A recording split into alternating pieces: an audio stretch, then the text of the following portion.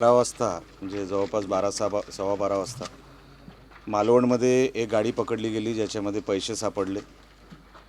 ती पोलिसांनीच पकडली गाडी आणि त्यांचा जो स्क्वॉड असतो त्या स्क्वॉडने ती गाडी पकडली, पोलीस स्टेशनमध्ये आणली. सव्वा बारा वाजता साधारण ती घटना घडली आणि मला जेव्हा माझ्या सहकाऱ्यांनी सांगितलं तर मी जवळपास 1:15 वाजता इकडे आलो. तोपर्यंत कसलीच FIR झाली नव्हती, कसलाही पंचनामा झाला नव्हता. ते लोक सटकायच्या तयारीत होते. कारण का भारतीय जनता पक्षाचा एक उपाध्यक्ष बाबा परब सिंधुदुर्ग जिल्ह्यातला तो त्यांना सोडवायला आला होता. गाडीचं शूटिंग आपण सगळ्यांनी घेतलंच असेल. त्या गाडीला ना नंबर प्लेट आहे, त्याच्यामध्ये भारतीय जनता पक्षाचे स्कार्फ आहेत. ज्या गाडीमध्ये पैसे सापडले गेले त्याच्यामध्ये पैसे किती होते हे काय अजून ते काय पोलिसही सांगणार नाही. अजूनपर्यंत कोणी तसं काही म्हणजे त्यांना विचारपूसही तशी केली नसेल. कारण का तक्रार करणाऱ्यावर तक्रार होते सिंधुदुर्गामध्ये. हे चित्र तुम्ही काही दिवसांपूर्वी बघितलं असेल.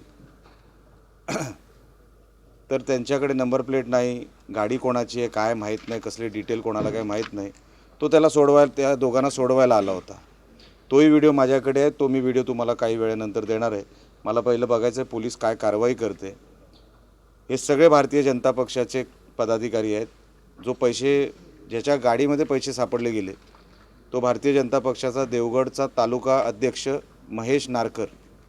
त्याच्या गाडीमध्ये पैसे पकडले गेले. ते पोलिसांनी पकडले, स्पेशल स्क्वॉडनी. आणि ती केस दाबण्यासाठी जो आला होता तो उपाध्यक्ष भारतीय जनता पक्ष मालवण, तो केस दाबायला आला होता. आणि कसं तरी त्या व्हिडिओमध्ये असंही आलं आहे की पैसे बाजूला करा, आरोपींना सोडून द्या, काय ठेवलं आहे वगैरे वगैरे.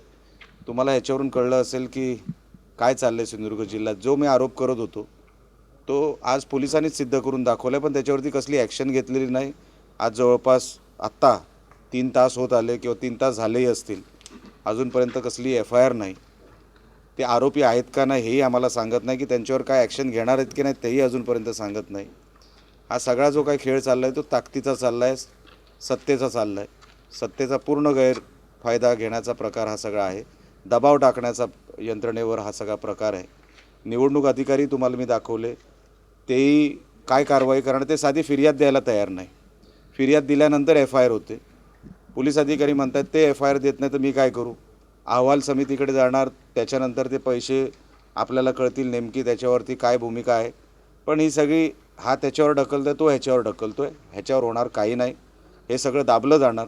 आणि जसं मी परवा तक्रार केली आणि माझ्यावरच FIR झाली, कदाचित आज पण माझ्यावर FIR उद्यापर्यंत करतील.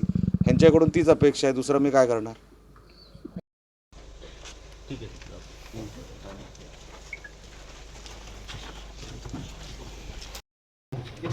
ही गाडी विसरली सर. मग हे एकच आहे.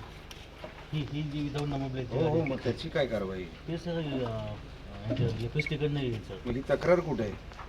हो सर, दाखल करतो मी आता. नाही ही माझ्या अधिकाऱ्याची तक्रार घेतली. याच्या FIR करताय का तुम्ही. हो. मग हे कुठला कलम आहे. 50 मोटर व्हेकल ॲक्ट 50/177. गाडीमध्ये त्यांनी आचारसंहितेचा पण नियमभंग केला आहे. एक पॅम्फलेट ठेवू शकत नाही त्यांनी. त्याच्यामध्ये स्कार्फ आणि भारतीय जनता पक्षाची आहेत आणि दारूची बाटली आहे डिक्कीमध्ये, त्याच्यामध्ये उल्लेख नाही आहे. अरे त्या व्हिडिओमध्ये दिसते. अच्छा, म्हणजे पिऊन झालं होतं.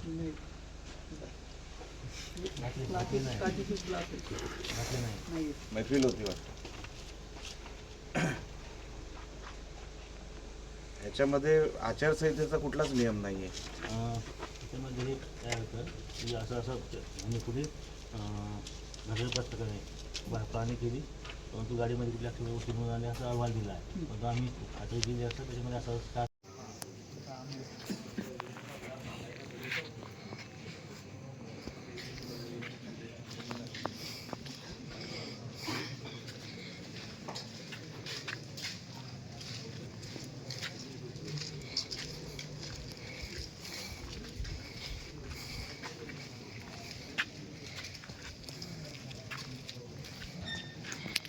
करणार आहात.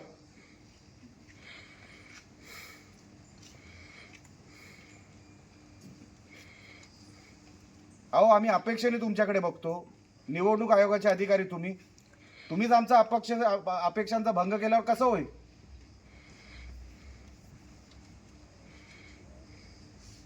काय इन्क्वायरी करणार तुम्ही सांगा ना. तुम्हीच हतबल वाटतंय मला.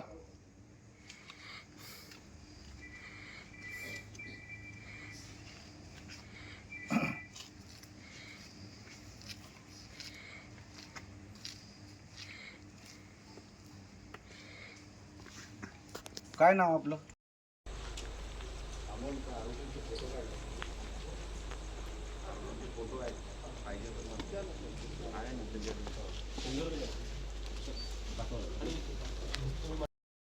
हद्दीच्या बाहेर सोडलं पाहिजे. जेव्हा तुम्ही त्याच्यावर कारवाई कराल, तुम्हाला माहिती आहे तो सुटलाच आहे. तो जो बसलाय तो मंदार काय तो नारकर, हां हां हां हो हो त्याला तर तुम्ही सोडणारच आहात. हो हो हो फार मोठं इंटरनॅशनल काम केलंय ते. तर त्याला त्याचे कोण सहकारी असतील हो, हो. आणि त्यांच्यावरती काय कारवाई कराल आता देवालाच ठाऊक, पण ते लवकरात लवकर करावी हो हो करतो एवढं फक्त मागणी आमची आहे. करतो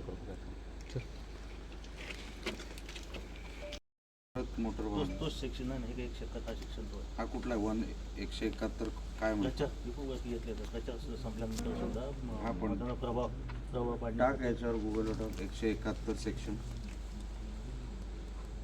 कलम 171.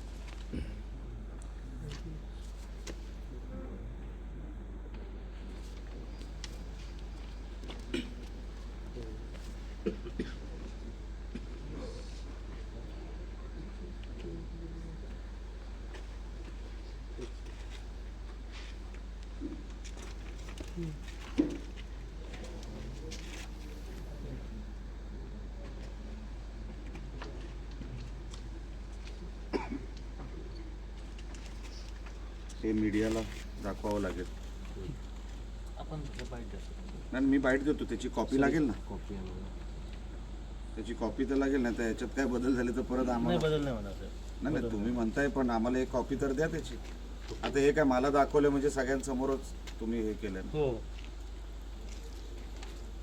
दाखल मीडियाला कॉपी द्या, मला देऊ नका. चालेल, मीडियाला कॉपी द्या.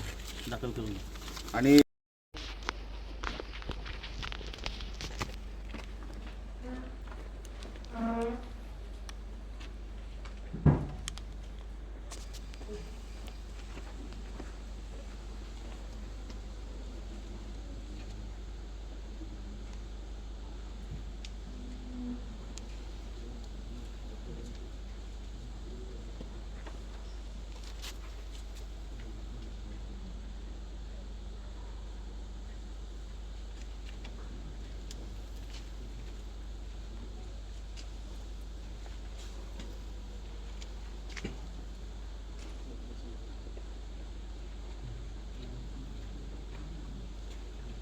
याच्यामध्ये निवडणूक आली ती.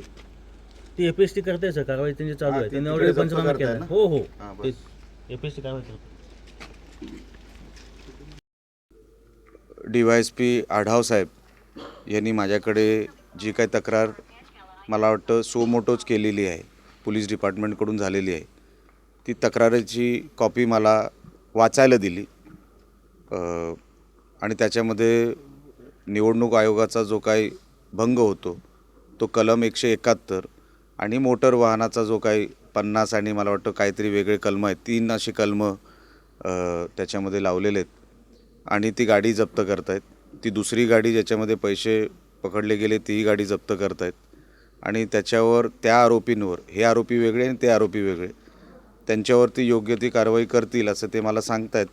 पण ठीक आहे, आता ते किती विश्वास ठेवायचा हा भाग नंतरचा आहे.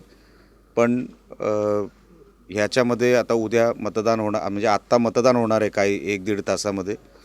तर आम्ही तक्रारीचा जो काही विषय होता तो आम्ही बघितला, आम्हाला आढाव साहेबांनी तो वाचायला दिला.